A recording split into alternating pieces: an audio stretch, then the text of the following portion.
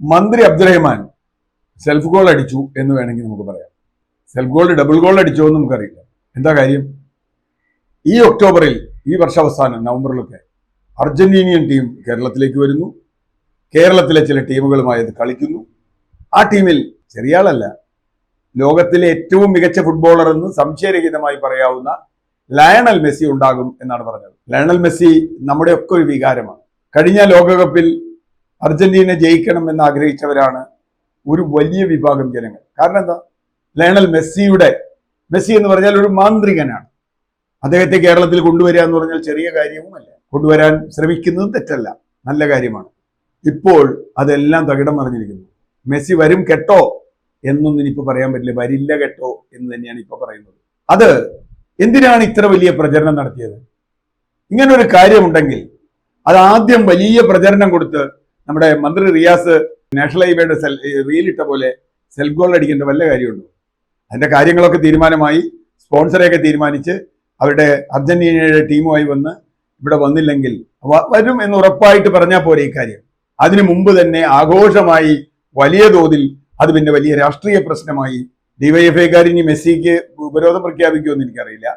ഏതായാലും ഇപ്പോൾ വരില്ല എന്ന് പറഞ്ഞതോടുകൂടി സെൽഫ് ഗോള് ഒരു ഗോളാണോ രണ്ട് ഗോളാണോ അടിച്ചെന്നുള്ളത് കാണാതിരിക്കുന്നുള്ളൂ മന്ത്രി. ഇവിടെ ഡിവൈഎഫ്ഐ അടക്കമുള്ള ആളുകൾ ആഘോഷിച്ചു, ഞങ്ങളുടെ സർക്കാർ ഇതാ മെസ്സിയെ കൊണ്ടുവരുന്നു. മെസ്സി ഈ പറഞ്ഞ കക്ഷി രാഷ്ട്രീയത്തിന്റെ അതിനൊക്കെ അപ്പുറത്തുള്ള ഒരാളാണ്. ഞാൻ മെസ്സിയെ കാണുന്നത് അദ്ദേഹം ഒരു നല്ല കളിക്കാരൻ എന്ന നിലയ്ക്ക് തന്നെയാണ്. പക്ഷേ ഇപ്പം പറയുന്നു സ്പോൺസർമാർ പറ്റിച്ചു, അവര് പറ്റിച്ചു, ഇവര് പറ്റിച്ചു, അർജന്റീന ടീം പറ്റിച്ചു, മെസ്സി പറ്റിച്ചു എന്നൊക്കെയാണ്. ഇത് ഒരു മന്ത്രിക്ക് ഭൂഷണമായ വാചകങ്ങളാണോ? പിന്നെ ഇപ്പൊ അദ്ദേഹം പറഞ്ഞു ഒരു പൈസ പോലും കേരളം ചെലവാക്കിയിട്ടില്ല. ചെലവാക്കി 13 ലക്ഷം രൂപ സ്പെയിനിലേക്ക് അടക്കം പോകാൻ മന്ത്രി അബ്ദുറഹ്മാനും സംഘവും ചിലവാക്കി എന്ന് കണക്കുണ്ട്.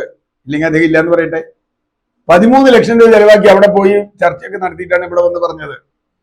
പണ്ട് നമ്മുടെ മുഖ്യമന്ത്രി നെതർലാൻഡിൽ പോയ പോലെ, നെതർലാൻഡിൽ പോയി റൂം ഫോർ റിവർ എന്ന് പറഞ്ഞ് കണ്ടെത്തി ഇവിടെ വന്നു. ഒന്നും ചെയ്തില്ല, പക്ഷേ പ്രകൃതി ചെയ്തു. എല്ലാ റൂമിലേക്കും റിവർ കയറി ചെന്നു, ഒരുപാട് റൂമുകളിലേക്ക് റിവർ കയറി ചെന്നു. അതാണ് റൂം ഫോർ റിവർ ഉണ്ടായത്. അതുപോലെയായിപ്പോ ഇത് ഈ സെൽഫ് ഗോൾ. ഇവിടെ ഇത് ഇത്ര വലിയ ആഘോഷമാക്കേണ്ടിയിരുന്നോ ഡിവൈഎഫ്ഐയും അതുപോലെയുള്ള ആളുകളും?